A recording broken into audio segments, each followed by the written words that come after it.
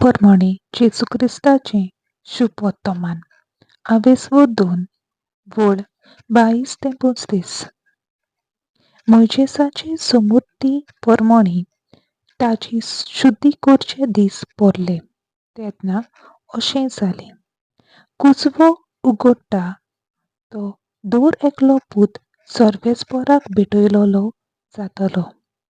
सर्वेस्पराचे समृद्धीन बरयलोल्या ह्या उतराचो उगडास करून बाळकाक सर्वेस्परा मुखार दवरूंक आनी सर्वेस्पराचे समृद्धींत सांगलोलें आसा त्या प्रमाणे कवड्याचे जोडयेचो नाजाल्यार पारव्याच्या 2 पिल्ल्यांचो यत्न समर्पूंक बाळकाक जेरुसाल्याक व्हेलो तेन्ना सिमाव नांवाचो एक प्रमाणीक आनी भक्तिवंत मनीस जेरुसाल्यांत आसलो.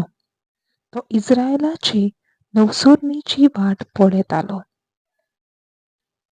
आनी पवित्र आत्मो ताचेर आसलो. सर्वेस्पराच्या क्रिस्ताक पळयल्या शिवाय तो मरचो ना म्हूण पवित्र आत्म्यान ताका कळीत केलें. तो आत्म्याच्या प्रेरणान देव मंदिरांत आयलो आनी समृद्धीचे चाली प्रमाणे बाळका जेजू करचें आसलें तें करूंक आवय बापायन ताका भितर हाडलो तेन्ना ताणें ताका आपल्या हातांनी घेतलो आनी देवाची तुस्त करून म्हणलें, तुवें म्हाका सांगलां तशें तुज्या ह्या सेवकाक दुनिया शांतीन आतां वचूंक दिताय. कित्याक सगल्या राष्ट्रां मुखार तुवें तयार केल्ली सोडवण म्हजेच नदरेन हांवें दिकली.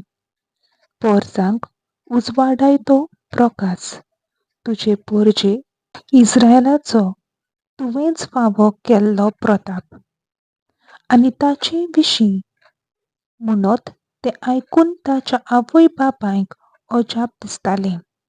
तेन्ना सिम्यावान ताका आशिर्वाद दिलो आनी मारयेक ताचे आवयक ताणें म्हणलें, आयक, इस्रायेलांत जायतीं जाणां भंय पडूंक आनी जायतीं जाणां नव्यान उठूंक तशेंच कोण कोण ताचेर आड वचूंक एक कुरूची देवान ताका नेमला. ह्या वरवीं जायत्यांची गुपीत चिंतना उक्तीं जातलीं आनी एक तोरसाद तुजें काळीज आसपास पेट्टोली. देवाचें उतर हें देवाचो व्हड उपकार.